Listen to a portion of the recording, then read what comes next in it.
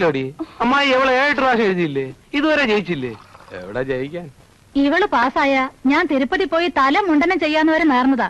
അതുകൊണ്ടും രക്ഷയുണ്ടായില്ല. രക്ഷയുണ്ടായി. അമ്മായിയുടെ തല രക്ഷപ്പെട്ടല്ലോ. അത് നേരാ. അമ്മ ഇനി ഇക്കാര്യം നാട്ടിൽ ആരോടും പറയാൻ ബാക്കിയില്ലല്ലോ. കേട്ടാ തോന്നും അമ്മ വലിയ IAS ആണെന്ന്. ആ കാപ്പി അച്ഛന് കൊടുക്കടേ. വേറെ ഒഴിച്ചു കൊടുത്താ മതി. ദേ ഞാനിന്ന് വെച്ചു തന്നാലുണ്ടല്ലോ. ഇതിനെയൊക്കെ വല്ലവന്റെയും കൂടെ ഇറക്കി വിടാന്ന് വെച്ചാ അങ്ങോട്ടൊരു പ്രാന്ത് കേട്ടില്ലേ? തല പോയാലും ഗൾഫിൽ ജോലിയുള്ള ഒരുത്തന്റെ കൂടി അല്ലാതെ ഇവൾ അയക്കത്തില്ല പോലും. ഡോക്ടറും വേണ്ട, എഞ്ചിനീയറും വേണ്ട.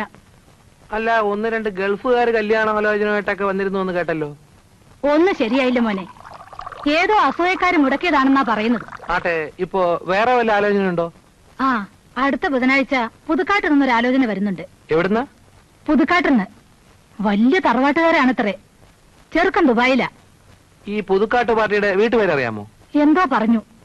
എന്തെന്നാടി അവരുടെ വീട്ടുപേര്? വടക്കേ ചേളകത്ത്. ആ, അതെ.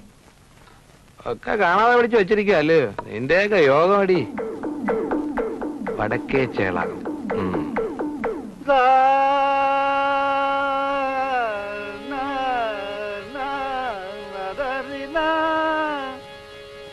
ഇയാളെ ഏത് നേരത്തെ ദൈവം സൃഷ്ടിച്ചോന്തോ?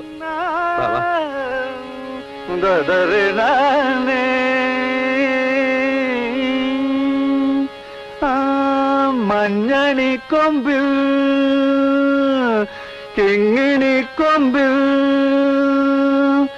തുണയവിടെ ഇണയവിടെ തുണയവിടെ സിന്ദൂര കുറു. എന്റെ പൊന്നു കുഞ്ഞുങ്ങളെ, മണി 2 ആയില്ലേ? എനിക്ക് എന്തെങ്കിലും കഴിക്കണ്ടേ? 5 രൂപ.